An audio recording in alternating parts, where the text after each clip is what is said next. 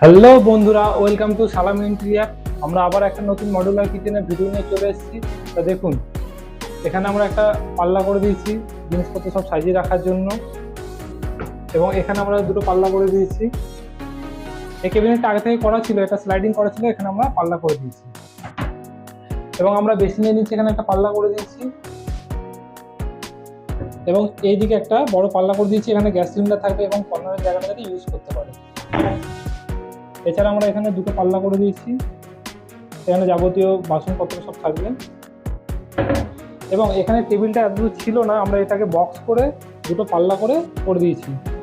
এখানে সব জিনিসপত্র রাখতে পারবেন। তো কাকিমা, আমাদের সাথে আপনার কিভাবে পরিচয় হলো এবং কাজটা করে আমাদের থেকে কেমন লাগলো সেটা যদি একটু আমাদের ভিউয়ার্সদের বলেন।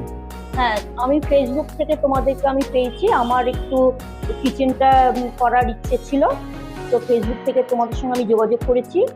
তো আমার তো সত্যি ভীষণ পছন্দ হয়েছে, খুব সুন্দর, যেমন যেমন বলেছি তেমনই তুমি করে দিয়েছো। আর তোমাদের ব্যবহার তো খুবই ভালো, তোমাদের যারা সব হেল্পার এসছে তাদের ব্যবহারও খুব ভালো।